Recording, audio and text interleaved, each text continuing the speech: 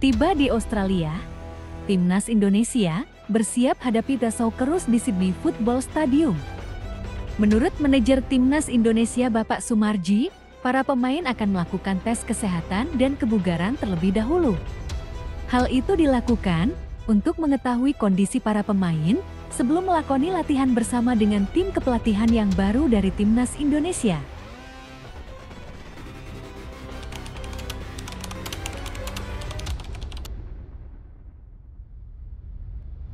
Target Timnas Indonesia saat menjalani laga penting di Sydney Football Stadium melawan Australia adalah optimistis mencuri minimal 1 poin. Wacana tersebut dilontarkan secara tegas oleh Bapak Sumarji ketika tiba di Australia. Dengan tambahan 4 naturalisasi, yaitu Romani, Dean James, Joey Pelupesi, dan juga kiper Emil Odero, diharapkan mampu menambahkan sebesar target Timnas Indonesia untuk mencuri poin di Australia.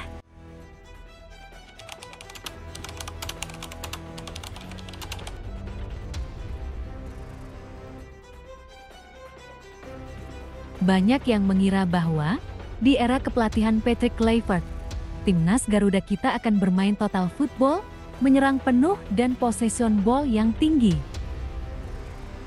Ya, hal tersebut bisa saja terjadi, mengingat Kluivert sendiri sudah familiar dengan taktik football tersebut. Akan tetapi, apakah para pemain kita memiliki kapasitas untuk memainkan peran total football dengan waktu yang singkat ini? Pertanyaan itu harus dipahami dulu sebelum kita memprediksikan gaya bermain dari tim kepelatihan Timnas Indonesia yang dipimpin oleh Patrick Kluivert.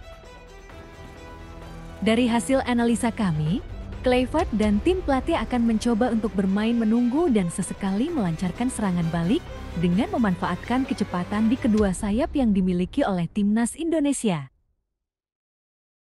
Bermain menunggu artinya mencoba menganalisa seberapa berhasil taktik bertahan yang direncanakan, apakah masih kedodoran, atau bisa mengantisipasi dengan baik serangan-serangan yang diberikan oleh lawan. Dalam hal ini, para pemain akan menjalankan zonal marking, di mana para pemain secara terorganisir akan menutup ruang dan membuat formasi bertahan racikan Kluivert yang diharapkan mampu meredam dan menggagalkan serangan-serangan dari lawan. Sedangkan sesekali melakukan serangan balik, artinya menganalisa seberapa berhasil peralihan transisi dari bertahan ke menyerang ala Kluivert yang sudah direncanakan dan dijalankan oleh para pemain. Dan perkiraan saya, transisi peralihan dari bertahan ke menyerang tersebut akan mengalir melalui kedua sayap kita dengan memanfaatkan kecepatan di masing-masing kedua sisi. Pemain sayap yang ditugaskan membawa bola ke depan melalui sisi pinggir lapangan akan berakhir dengan umpan tarik pendek ke tengah, baik kepada gelandang untuk diteruskan ke penyerang dan sesekali first time shooting atau langsung ke penyerang untuk dikonversi sebagai gol. Kenapa harus umpan tarik pendek bukan crossing bola atas? Betul, jika kita mau melakukan crossing bola-bola atas, maka kita pasti membutuhkan striker murni bertipikal target man yang tinggi besar dan memiliki kualitas heading yang sangat baik. Jika taktik bertahan yang dijalankan bisa dengan mudah menggagalkan serangan lawan, maka timnas kita secara perlahan akan melakukan intensitas penyerangan sesering mungkin untuk bisa menguasai pertandingan dengan ball possession dan menciptakan peluang-peluang yang bisa dijadikan gol. Akan tetapi, jika pada kenyataannya timnas kita sangat kesulitan menghalau serangan-serangan dari lawan, maka para pemain akan difokuskan untuk lebih bertahan dan menunggu kesempatan melakukan serangan balik.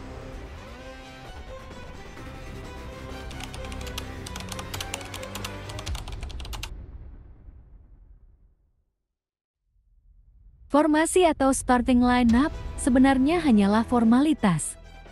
Karena pada kenyataannya di lapangan, para pemain terkadang membentuk formasi lain, baik saat bertahan maupun menyerang.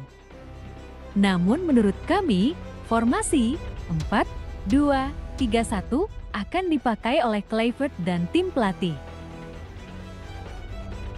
Formasi tersebut tentu akan berubah seiring dengan kebutuhan tim di lapangan, baik untuk menutup ruang ketika bertahan atau membuka ruang ketika para pemain memiliki kesempatan melakukan serangan balik.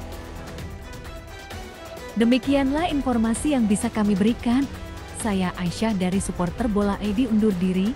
Salam dari hati untuk pecinta sepak bola. Sampai jumpa lagi.